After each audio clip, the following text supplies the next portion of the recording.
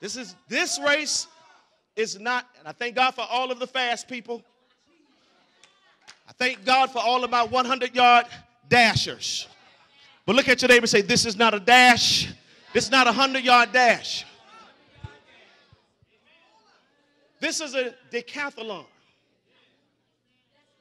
So, in order for you to go into your purpose, there's going to be obstacles, there's going to be stuff. So if folk going to flow with you, tell your neighbor they got to be able to hang. You got to be able to hang now, because I hear what you're saying, but I already know what I've been through.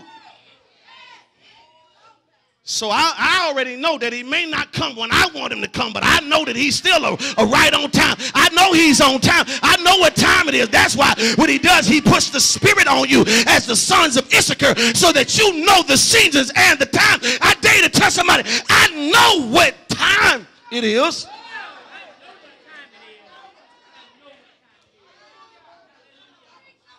Everybody know. Everybody, all of the Israelites know that they have a promise over them.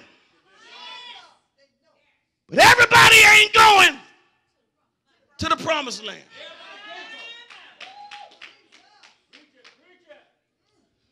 Matter of fact, most of them didn't go. Only a couple. They neighbor say a couple of folk. God say, I need some ride or die folk. I need some folk that can hang out. I need some folk that even if they fall down, they can get back up, brush themselves off and say, let's ride out. Let's do this thing. Let's do this. Here.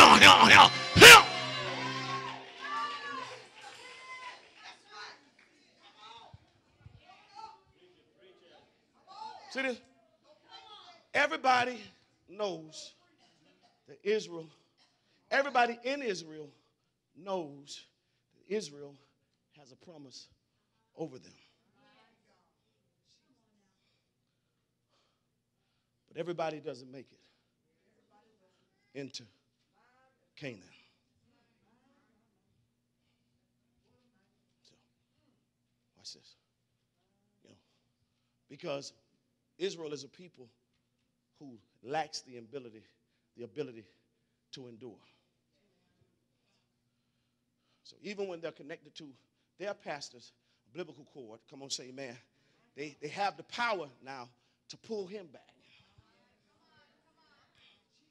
Because now Joshua is really a type of second Adam. He's kind of like a Christ, because Jesus was the second Adam. See, they already had Moses. Are you seeing this? Come on. Now their grandfather, are you seeing this? Joshua's spiritual father. And watch this, because they're connected to him, and because they're weary, they're tired, come on, say, they lack the ability to endure, they pull him back. Because they're afraid of what's standing between them and their promise. Tell your neighbor, don't be afraid of what's standing between you and your promise. Because watch this, God wrote the story just like that. He meant for that to stand in front of you. He meant for that to school you. He meant for that to train you. He meant for that to cultivate you. He meant for that to put character in you.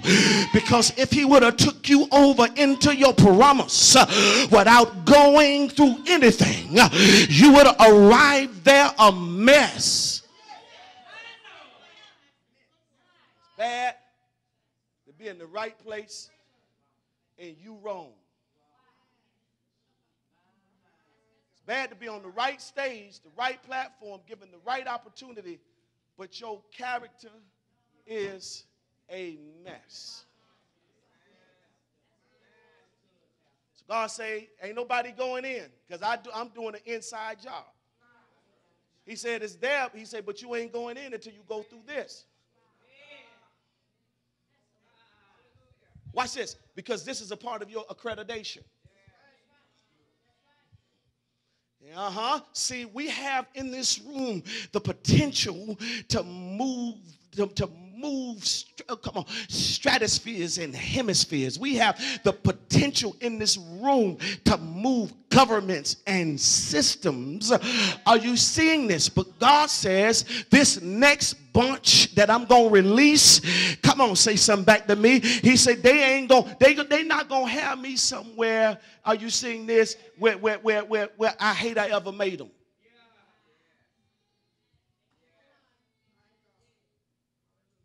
Tell your neighbor, he's putting something in you. Tell him again like you mean to say, he's putting something in you. Because the Israelites made this a very difficult and hazardous journey from slavery to Egypt to freedom in the promised land. The Jordan can be referred to as the place of freedom. Wow. Well, I tell your neighbor, say the place of freedom.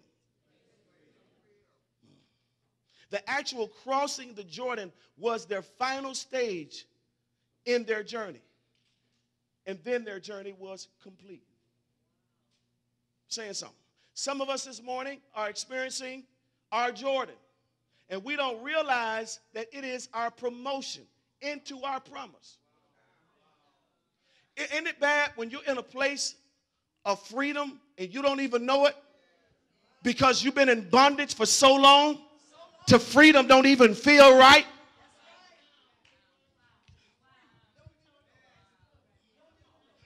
Is anybody here? Have you ever experienced so much of dysfunction in your life until when God puts you in a place where you're functioning right, it don't feel right because you are accustomed to dysfunction? So your house ain't right until Pookie's screaming at Sean. Your house ain't right till the cats fighting the dogs and the roaches and the rats mad and everybody cussing in the neighborhood. Everybody upset and somebody took my government cheese and I'm mad and I'm going to get mine, and if you kill me, I'm going to shoot you and your mama and that's your dad, and that's the only way you know how to survive.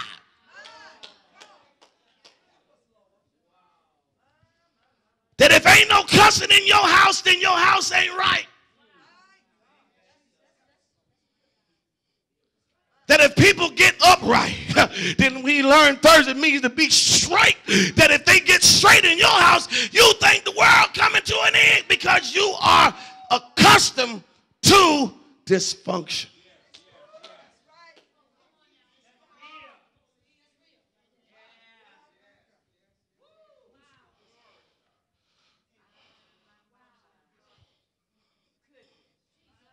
Bad when you choose a man and then you sit back and say, now when this nigga gonna try me?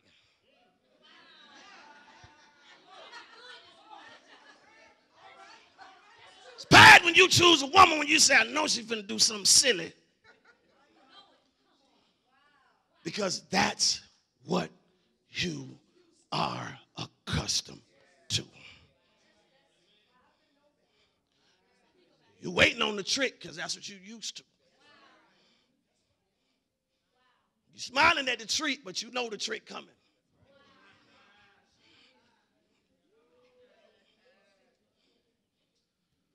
See, some things that stand in your way are not things that God placed there. And there'll be the things that you got to know how to move. Am I talking to anybody this morning? That you got to know how to move on out of your way. That if I'm going to suffer with Christ. I'm not going to be suffering things that I ain't got no business suffering. Come on. Then talking about what God taking you through. Baby, God ain't taking you through nothing. You put yourself in that situation. You know Charles was a player when you first hollered at him. Because you was connected already to somebody else and you told him and he was still hollering at you. That means he had no respect. Now he got you in his life and he going to do you the same. It